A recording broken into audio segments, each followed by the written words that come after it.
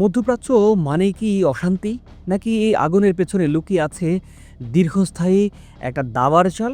২০২৬ সালে দাঁড়িয়ে বিশ্ব রাজনীতির সবচাইতে বড় একটা প্রশ্ন, ইরান কি আসলেই একা?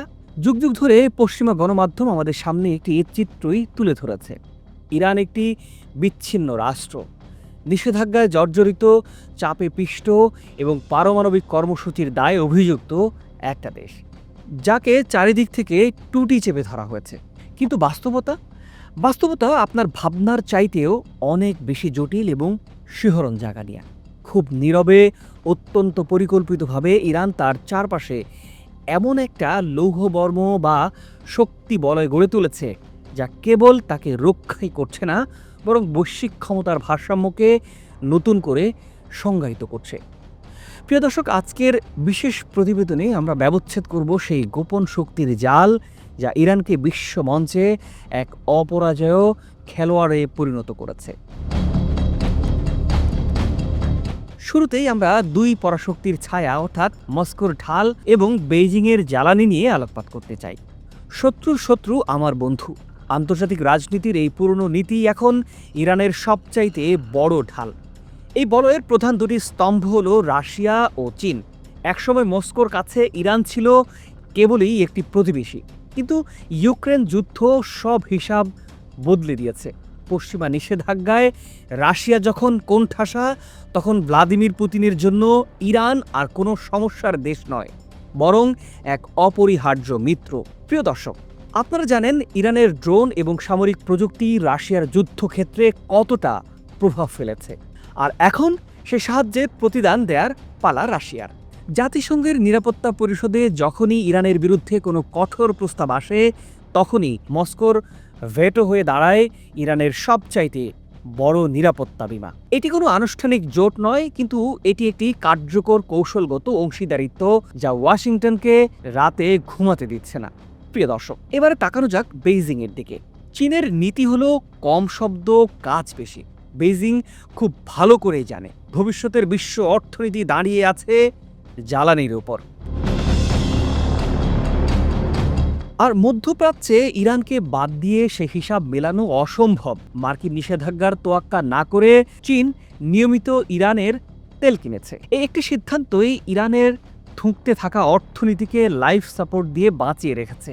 শুধু তাই নয়, সাইবার নিরাপত্তা এবং অত্যাধুনিক নজরদারি প্রযুক্তিতে চীনের সহায়তা ইরানকে পশ্চিমা গোয়েন্দাদের ধরাছোঁয়ার বাইরে নিয়ে গেছে। কিন্তু ইরানের আসল শক্তি কেবল রাষ্ট্রের ভেতরেই সীমাবদ্ধ নয়। তেহরান এমন এক প্রতিরোধের অক্ষ বা এক্সিস অব রেজিস্ট্যান্স তৈরি করেছে, যেখানে সরাসরি যুদ্ধ না করেও শত্রুকে প্রতি মুহূর্তে রক্তাক্ত করা যায়। প্রথমত লেবাননের প্রতিরোধ অক্ষ। এই অক্ষের সবচাইতে শক্তিশালী বাহু, তাদের অস্ত্র ভাণ্ডার এবং সামরিক অনেক দেশে নিয়মিত সেনাবাহিনীর চাইতেও বেশি। ইসরায়েলের উত্তর সীমান্তে এরা মানেই এক স্থায়ী আতঙ্ক, আর এই অক্ষই তেহরানের সবচাইতে বড় ইন্স্যুরেন্স। দ্বিতীয়ত ইয়েমেনের আরেকটি অক্ষ।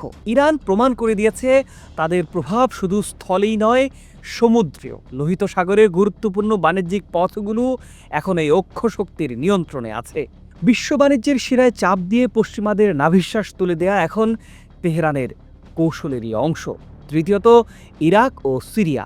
ইরাকের ইরানপন্থী মিলিশিয়া এবং সিরিয়ার বাশার আল আসাদ সরকার ইরানের জন্য একটি ভূকৌশলগত করিডোর তৈরি করেছে।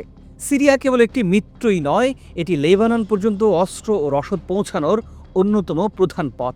এই করিডোরটি টিকিয়ে রাখতে ইরান যে কোনো মূল্য দিতে প্রস্তুত। এবার আসি পর্দার আড়ালের মিত্র ও নতুন জোটের বিষয়টি নিয়ে। যদি মনে করেন ইরানের জাল কেবল মধ্যপ্রাচ্যে সীমাবদ্ধ, তবে ভুল করবেন। পর্দার আড়ালে কিম জং উনের উত্তর কোরিয়ার সাথে ইরানের সম্পর্ক দীর্ঘদিনের। ক্ষেপণাস্ত্র প্রযুক্তি এবং পারমাণবিক গবেষণায় এই দুই দেশের গোপন লেনদেন পশ্চিমা গোয়েন্দাদের জন্য এখন সবচাইতে বড় মাথা ব্যথার কারণ। পাশাপাশি 2026 সালের এই সময়ে ইরান এখন ব্রিক্সের গর্বিত সদস্য। ভারত, ব্রাজিল এবং দক্ষিণ আফ্রিকার মতো উদীয়মান অর্থনীতির দেশগুলোর সাথে এক টেবিলে বসা ইরানকে এক নতুন কূটনৈতিক বৈধতা দিয়েছে। ব্রিক্স এমন একটি প্ল্যাটফর্ম যেখানে যুক্তরাষ্ট্রের কোনো নিয়ন্ত্রণ নেই। ফলে ইরান আর সেই অচ্ছুত দেশ নয়, বরং বিশ্ব ব্যবস্থারই এক অবিচ্ছেদ্য অংশ। তাহলে আমরা কি দেখছি? একদিকে রাশিয়ার সামরিক ও কূটনৈতিক সমর্থন, অন্যদিকে চীনের অর্থনৈতিক নিশ্চয়তা। একদিকে লেবানন থেকে ইয়েমেন পর্যন্ত বিস্তৃত সশস্ত্র নেটওয়ার্ক, অন্যদিকে ব্রিক্সের মতো শক্তিশালী আন্তর্জাতিক জোট। এই বহুমুখী শক্তি বলয় ইরানকে এমন এক জায়গায় নিয়ে গেছে যে তেহরানের উপর যে কোনো সরাসরি হামলা মানে কেবল একটি দেশের সাথে যুদ্ধই নয়, এর মানে হলো একসঙ্গে 4-5টি রণাঙ্গন খুলে যাওয়া। ওয়াশিংটন বা তেল আবিব যে কোনো সিদ্ধান্ত নেয়ার আগে এখন 10 বার ভাবছে। পশ্চিমা নিষেধাজ্ঞা ইরানকে হয়তো কিছুটা ধীর করে দিয়েছে, কিন্তু তাকে থামিয়ে দিতে পারেনি।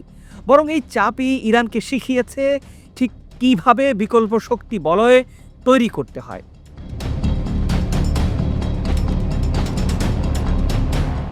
প্রিয় দর্শক, আজকের এই প্রতিবেদনটি শেষ করার আগে একটি প্রশ্ন আপনাদের রেখে যেতে চাই।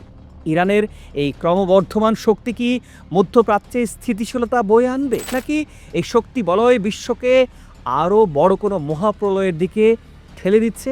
ইতিহাস সাক্ষী, কোনো শক্তি চিরস্থায়ী নয়। তবে 2026 সালের ভূ রাজনীতিতে একটি বিষয় দিবালোকের মতোই পরিষ্কার: ইরান আজ আর কোনো বিচ্ছিন্ন একটা দেশ নয়। ইরান এখন একটি মহাসাগর, যার ঢেউ আছড়ে পড়েছে মস্কো থেকে বেইজিং আর বৈরুত থেকে লোহিত সাগরে। প্রিয় দর্শক, আজ এ পর্যন্তই। ভালো থাকুন, সুস্থ থাকুন। দেখা হবে পরের পর্বে। আন্তরিক অনুরোধ রইল চ্যানেলটি সাবস্ক্রাইব করে পাশে থাকার।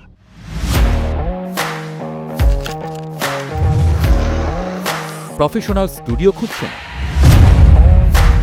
ঢাকার প্রাইম লোকেশন নয়াপল্টনে দেশ সমাচার স্টুডিও আপনার কন্টেন্ট প্রোডাকশনের নির্ভরযোগ্য ঠিকানা। এখানে পাবেন 4K ক্যামেরায় মাল্টি অ্যাঙ্গেল রেকর্ডিং, আছে গ্রিন ও ব্ল্যাক স্ক্রিন সেটআপ, উন্নত মানের মাইক্রোফোন ও sound proof voice over booth. আপনার পছন্দ মতো স্টুডিও ডিজাইন করার সুযোগও থাকছে। Hazrat Shahjalal news content, talk show, interview বা পডকাস্ট, যা কিছুই করেন এখানে পাবেন প্রফেশনাল সেটআপ আর ফুল এডিটিং সাপোর্ট। আপনার চাহিদা অনুযায়ী বুক করতে পারেন আজই। কল কিংবা হোয়াটসঅ্যাপ করুন এই নাম্বারে 01-720-210657। ভিজিট করুন আমাদের ওয়েবসাইট ও ফেসবুক পেজ।